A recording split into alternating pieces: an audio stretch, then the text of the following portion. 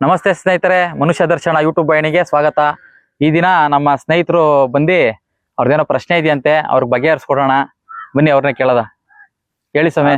ನಮಸ್ತೆ ಸ್ವಾಮಿ, ಹೇಳಿ ಸ್ವಾಮಿ. ನಿಮ್ಮ ಯೂಟ್ಯೂಬ್ ವಿಡಿಯೋಗಳು ತುಂಬಾ ನೋಡ್ತಾ ಇದ್ದೀನಿ ಸ್ವಾಮಿ. ಸರಿ, ನನಗೊಂದು ಡೌಟ್ ಇದೆ ಸ್ವಾಮಿ. ಕುಂಭಮೇಳ ಬಗ್ಗೆ ಹೇಳಿದ್ರೆ ಹೌದು, ಅದು ಕುಂಭಮೇಳ ಅಂದ್ರೆ ಏನು, ಅದ್ರ ಬಗ್ಗೆ ಸ್ವಲ್ಪ ಡೀಟೇಲ್ ಆಗಿ ನಮ್ಗೆ ತಿಳಿಸಿದ್ರೆ ಚೆನ್ನಾಗಿ. ಹೇಳಿದಿರಲ್ಲ ವಿಡಿಯೋದಲ್ಲಿ ಅಷ್ಟೇ, ಅದಕ್ಕೆ ಇನ್ನೇನ್ ಹೇಳ್ಬೇಕಾಯ್ತದೆ?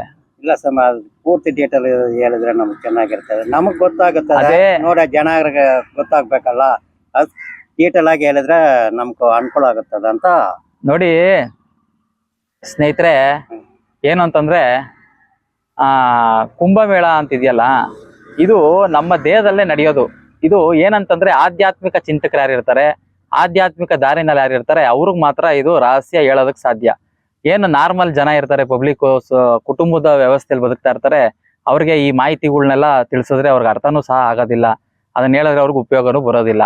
ನೋಡಿ ಏನಿದೆ, ಈ ಸೃಷ್ಟಿ ಏನಿದೆ, ಏನು ಬ್ರಹ್ಮಾಂಡದಲ್ಲಿ ಇರೋದೆಲ್ಲ ನಮ್ಮ ಪಿಂಡಾಂಡದಲ್ಲಿ ಇದೆ. ಅದನ್ನೇ ನಮ್ಮ ಋಷಿಗಳು, ತಪಸ್ವಿಗಳು ಏನಿದೆ, ಜ್ಞಾನಿಗಳು, ಅವರೆಲ್ಲ ಅದನ್ನೆಲ್ಲ ಮರೆಮಾಚಿ ರಹಸ್ಯವಾಗಿಟ್ಟು ಅದಕ್ಕೊಂದು ದಂತಕಥೆ ತರ ಸೃಷ್ಟಿ ಮಾಡಿ ಹೋಗಿರ್ತಾರೆ. ಅದನ್ನ ಅನೇಕ ರಹಸ್ಯಗಳು ನಾವು ಹೊರಗಡೆ ಹೇಳಕ್ ಹೋಗ್ಬಾರ್ದು. ಆದ್ರೂ ಸಹ ನಾವು ಇನ್ನೊಬ್ರು ಪ್ರಶ್ನೆ ಕೇಳಿದ್ದಾರೆ, ಅವ್ರ ಮನ್ಸಲ್ಲಿ ಯಾವತ್ತೂ ಸಹ ಗೊಂದಲಗಳು ಇರಬಾರ್ದು. ಮನುಷ್ಯ ಗೊಂದಲದಲ್ಲಿದ್ರೆ ಮನುಷ್ಯನ ಬದುಕು ಮುಂದಕ್ಕೆ ಸಾಗೋದಿಲ್ಲ. ನೋಡಿ, ಅದ್ರ ರಹಸ್ಯ ಏನಿದೆ ತುಂಬಾ ವಿಸ್ತಾರವಾಗಿ ತಿಳಿಸ್ಕೊಡ್ತೀನಿ. ಪೂರ್ತಿ ವಿಡಿಯೋ ನೋಡ್ಬಿಡಿ ಸ್ನೇಹಿತರೆ. ನೋಡಿ, ಏನು ನಮ್ಗೆ ಶುರು ಆಗುತ್ತೆ ಕುಂಭಮೇಳದ್ದು ರಹಸ್ಯ. ಏನು ರಾಕ್ಷಸರು ಮತ್ತೆ ಏನು ದೇವರುಗಳು ಸಮುದ್ರ ಮಂಥನ ಮಾಡ್ತಾರೆ ಅಲ್ವಾ? ಸಮುದ್ರ ಮಂಥನೆ ಮಾಡ್ತಾರೆ ಅಂತಂದ್ರೆ, ಆವಿನ ಆ ಕಡೆ ಬಾಲನ ಏನ್ ದೇವ್ರುಗಳು ಇರ್ತಾರೆ, ಆವಿನ ತಲೆನ ರಾಕ್ಷಸರು ತಗೊಂಡ್ ಕಡಿತಾರೆ. ಕಡ್ದಾಗ ಅಲ್ಲಿಂದ ಉತ್ಪತ್ತಿ ಆಗುತ್ತೆ, ಅಮೃತ ಉತ್ಪತ್ತಿ ಆಗುತ್ತೆ, ಅಶ್ವದೇವತೆಗಳು ಉತ್ಪತ್ತಿ ಆಗುತ್ತೆ, ಧನ್ವಂತರಿ ಉತ್ಪತ್ತಿ ಆಯ್ತಾನೆ. ಆಮೇಲಿಂದ ಏನು ಆನೆ ಇದೆ, ಇದ್ರದ್ದು ಆನೆ, ಅದು ಉತ್ಪತ್ತಿ, ಇದರ ಅನೇಕದೆಲ್ಲ ಬರ್ತಾ ಇರ್ತದೆ. ವಿಷನೂ ಸಹ ಬರ್ತದೆ. ಇದೆಲ್ಲ ನಮಗ್ ಗೊತ್ತಿದೆ. ಅದು ನಮ್ಮ ದೇಹದಲ್ಲಿ ಹೆಂಗಿದೆ, ಆ ಅಮೃತ ಅಂದ್ರೆ ಏನು, ಇದನ್ನೆಲ್ಲ ನಾನೀಗ ತಿಳಿಸಿ ನೋಡಿ ಸ್ನೇಹಿತರೆ. ನೋಡಿ, ನಮ್ಮ ದೇಹ ಏನಿದೆ ನೋಡಿ, ಚೆನ್ನಾಗಿ ಗಮನಿಸಿ. ನೋಡಿ, ಈ ರಾಕ್ಷಸರು ಮತ್ತೆ ಏನು ಮತ್ತೆ ದೇವರು ಅಂತಂದ್ರೆ ನಮ್ಮ ಒಳ್ಳೆಯ ಚಿಂತನೆ, ನಮ್ಮ ಮನಸ್ಸಾಕ್ಷಿ ಇದೆಯಲ್ಲ, ಅದೇ ದೇವರ ಒಂದು ಅಂಶ ಅಂತ ಅನ್ಕೊಳ್ಳೋದ. ನಮ್ಮ ಕೆಟ್ಟ ಗುಣಗಳು ಇದೆಯಲ್ಲ, ನಮ್ಮ ಆಸೆಗಳು ಇವೆಲ್ಲ ಏನಿದೆ, ಅದೇ ರಾಕ್ಷಸರು ಅಂತ ಅನ್ಕೊಳ್ಳೋದ. ನೋಡಿ, ಇದನ್ನೆಲ್ಲ ನಾವು ಹಿಡಿದಿಡ್ಬೇಕು ಅಂತಂದ್ರೆ ಭಗವಂತನ ಸ್ಮರಣೆ, ಭಗವಂತನ ಧ್ಯಾನ, ಯೋಗ ಮಾರ್ಗದಿಂದ ಸಾಧ್ಯ. ನೋಡಿ, ಆ ಸಮುದ್ರ ಮಂಥನ ಅಂತಂದ್ರೆ ನೋಡಿ, ನಮ್ಮ ಉಸಿರಾಟ ಏನಿದೆ, ಏನು ಎಡ ಮತ್ತೆ ಪಿಂಗಳ ಮತ್ತೆ ಸುಷುಮ್ನ ನಾಡಿ ಅಂತ ಏನ್ ಹೇಳ್ತೀವಿ, ಅಥವಾ ಸೂರ್ಯ ನಾಡಿ, ಚಂದ್ರ ನಾಡಿ, ಅಗ್ನಿ ನಾಡಿ ಅಂತ ಏನ್ ಹೇಳ್ತೀವಿ, ಇದೇ ಆ ಸಮುದ್ರ ಮಂಥನ. ಆವಿನ ಅಂತಂದ್ರೆ ನೋಡಿ, ಈ ಉಸಿರಾಟ ಏನಿದೆ ಅದೇ ಆವು ಅಂತ ಅರ್ಥ. ಅದನ್ನ ಹಾಕಿ ಮಂಥನ ಮಾಡ್ಬೇಕು ಅಂತ ಅರ್ಥ. ನೋಡಿ, ಕೆಳಗಡೆ ನಮ್ಗೆ ಆಮೆ ಕೊಟ್ಟಿದ್ದಾರೆ. ಆಮೆ ಕೆಳಗಡೆ ಅದಕ್ಕೆ ಏನು ಇದ್ರ ಪರ್ವತನ ಕಡಿಯೋದಕ್ಕೆ ಹಾವು ಸಪೋರ್ಟ್ ಮಾಡ್ತಂತ. ಆಮೆಗೆ ನೋಡಿ ಎಷ್ಟು ತಲೆ ಇದೆ, ಕೈ ಕಾಲಿದೆ ಅಂದ್ರೆ 5 ಕಾಲುಗಳಿದೆ, 4 ಕಾಲು 5 ತಲೆ, ಅಂದ್ರೆ ಅದು ಪಂಚಭೂತಗಳು ಅಂತ. ನೋಡಿ, ನಮ್ಮ ದೇಹದಲ್ಲೂ ಪಂಚಭೂತಗಳಿದೆ. ಆ ಪಂಚಭೂತಗಳ ಸಹಾಯ ತಗೊಬೇಕು. ಮತ್ತೆ ನಮ್ಮ ಪಂಚೇಂದ್ರಿಯಗಳಿದೆ ನಮ್ಗೆ. ಏನು ಈ ಕಣ್ಣಾಗಿರ್ಬೋದು, ಮೂಗಾಗಿರ್ಬೋದು, ಕಿವಿ ಆಗಿರ್ಬೋದು, ಸ್ಪರ್ಶ ಆಗಿರ್ಬೋದು, ಬಾಯಿ ಆಗ್ಬೋದು. ನೋಡಿ, ಇದು ಬೇರೆ. ಈ ಪಂಚ ಇಂದ್ರಿಯಗಳು ಮತ್ತೆ ಪಂಚಭೂತಗಳು, ಇದೆಲ್ಲರ ಸಹಾಯ ತಗೊಂಡು ನಾವೇನ್ ಮಾಡ್ಬೇಕು, ಧ್ಯಾನ ಮಾಡೋದಕ್ಕೆ ಶುರು ಮಾಡ್ಬೇಕು. ಏನು ನಮ್ಮೊಳಗೆ ಕಡಿಬೇಕು.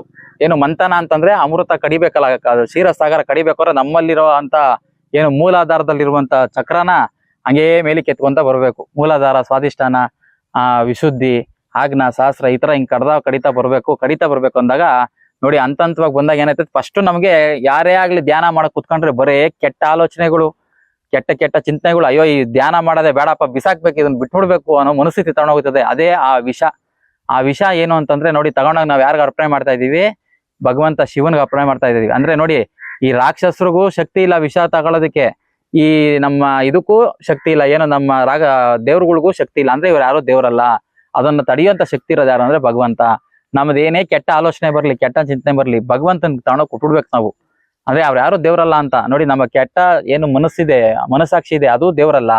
ಮತ್ತೆ ನಮ್ಮ ಕೆಟ್ಟ ಚಿಂತನೆ ಇದೆ, ಒಳ್ಳೆ ಚಿಂತನೆ ಇದೆ, ಅದು ದೇವ್ರಲ್ಲ ಅಂತ ಇಲ್ಲಿ ಪ್ರತೀತಿ. ಅದಕ್ಕೆ ಉದಾಹರಣೆ ಹೇಳ್ತಾ ಇರೋದು. ನೋಡಿ, ಅದನ್ನ ಕೊಟ್ಟಾಗ ಶಿವ ಏನ್ ಮಾಡ್ತಾನೆ, ಕುಡಿತಾನೆ. ಅದೇ ನಮ್ಮ ಈ ಗಂಟಲಲ್ಲಿ ಕುಡ್ದು ಇಕ್ಕೊಂಡಿರ್ತಾನೆ ಅಂತ. ನೋಡಿ, ಇಲ್ಲಿಂದ ಕೆಳಕ್ಕೆಲ್ಲ ನಮ್ದು ಇಂದ್ರಿಯಗಳು, ಸುಖಗಳು, ಇಂದ್ರಿಯ ಇದಕ್ಕೇನೆ ಬಯಸೋದು. ಇಲ್ಲಿಂದ ಮೇಲಿಕ್ಕೆ ಇರೋದು ಜ್ಞಾನ ಅಂತ ಅಂದ್ರೆ. ನೋಡಿ, ಈ ಜ್ಞಾನನ ನಾವು ಪಡಿಬೇಕು ಅಂತಂದ್ರೆ ಈ ವಿಷ ನಮ್ಗೆ ಅಡ್ಡಿ ಆಯ್ತಾ ಇರ್ತದೆ ಗಂಟ್ಲಲ್ಲಿ. ಅಂದ್ರೆ ಇಲ್ಲಿಂದ ಕೆಳಗ್ ಮಾತ್ರ ನಾವು ಉಸಿರಾಡ್ತಾ ಇರ್ತೀವಿ. ಇಲ್ಲಿಂದ ಮೇಲಿಗೆ ಎತ್ತಬೇಕು ಅಂತಂದ್ರೆ ಹೋಗಲ್ಲ. ನೋಡಿ, ನಾವು ಉಸಿರೇಳಿದ್ರೆ ಕೆಳಗೆ ಬರ್ತಾ ಇರ್ತದೆ, ಮೇಲಿಗೆ ಎತ್ತಬೇಕಲ್ಲ ಶಕ್ತಿ, ಪ್ರಾಣಶಕ್ತಿ. ಅದಕ್ಕೇನೆ ಏನ್ ಮಾಡೋದು, ಗುರುಗಳು ಉಪದೇಶ ಕೊಟ್ಟಾಗ ಮಾತ್ರ ಇದು ನಮಗೆ ತಿಳಿತದೆ. ಅದೇ ಭಗವಂತನ ಉಪದೇಶ. ನೋಡಿ, ಹಿಂದೆಗಡೆ ಏನಿದೆ ನಮ್ಮ ಸ್ಪೈನಲ್ ಕಾರ್ಡು, ಅಲ್ಲಿಂದನೇ ಎತ್ತುತ್ತಾರೆ. ಏನು ಸುಷುಮ್ನ ನಾಡಿ ಅಂತ ಅದಕ್ಕೆ ಹೆಸರು, ಅಗ್ನಿ ನಾಡಿ ಅಂತ ಹೆಸರು. ನೀವು ಏನು ಆ ಪತಂಜಲಿ ಯೋಗ ಸೂತ್ರಗಳಲ್ಲಾಗಿರ್ಬೋದು, ಮತ್ತೆ ನಮ್ಮ ಕ್ರಿಯಾ ಯೋಗ ಆಗಿರ್ಬೋದು, ಕುಂಡಲಿ ಯೋಗ ಆಗಿರ್ಬೋದು, ರಾಜಯೋಗ ಆಗಿರ್ಬೋದು, ವಾಸಿ ಯೋಗ ಆಗಿರ್ಬೋದು, ಇದಿದ್ದ ಅನೇಕ ಋಷಿಗಳು ತಪಸ್ವಿಗಳು ಏನೆಲ್ಲ ಮಾಡಿದ್ದಾರೆ, ಇದೇ ಯೋಗನ ಮಾಡ್ತಾ ಇರೋದು. ಈ ಯೋಗಾಭ್ಯಾಸ ಯಾರು ಮಾಡ್ತಾನೆ ಅವನೇ ಆ ಅಮೃತನ ಸವಿಯೋದಕ್ಕೆ ಸಾಧ್ಯ ಅಂತ. ನೋಡಿ, ಕೆಳಗಡೆ ಮೂಲಾಧಾರದಲ್ಲಿರುವಂತ ಅಮೃತ, ನಮ್ಮ ಏನು ವೀರ್ಯ ಇದೆ, ಅದನ್ನ ಮೇಲೆತ್ತಬೇಕು. ಮೇಲೆತ್ತಿದಾಗ ಸಹಸ್ರಕ್ಕೆ ಬಂದು ಸಹಸ್ರದಿಂದ ಅಮೃತ ನಮಗ್ ಸುರಿತದೆ ಅಂತ. ಅದನ್ನೇ ಮರೆ ಮಾಚಿ ನಮ್ಮ ಹಿರಿಯರು ತಪಸ್ವಿಗಳು ಇವರೆಲ್ಲ ಸಮುದ್ರ ಮಂಥನ ಇದೆಲ್ಲ ಹೇಳಿರೋದು. ನೋಡಿ, ಇದನ್ನ ಎತ್ತದಕ್ ಬಿಡೋದಿಲ್ಲ. ಮತ್ತೆ ನಮ್ಗೆ ಮಾಯೆ ಅಂತ ಈಗ ಬಂತು ನೋಡಿ, ನಮ್ಗೆ ಅಶ್ವ ಯಾಗಗಳು, ಮತ್ತೆ ಅಮೃತ ಆಗಿರ್ಬೋದು, ಮತ್ತೆ ಆನೆ ಆಗಿರ್ಬೋದು, ಇದು ಪಟ್ಟದ ಆನೆ, ಈ ರೀತಿ ಏನ್ ಅದೆಲ್ಲ ಬರ್ತಾ ಇದೆ. ನಮ್ಮ ಆಸೆ ಮತ್ತೆ ಬದುಕಿನ ಜಂಜಾಟದಲ್ಲಿ ಮದುವೆ ಆಗಿರ್ಬೋದು, ಸಂಸಾರ ಆಗಿರ್ಬೋದು, ಸುಖ ಭೋಗಗಳು ಅನುಭವಿಸೋದಾಗಿರ್ಬೋದು, ಇದೆಲ್ಲ ಮಾಯೆ.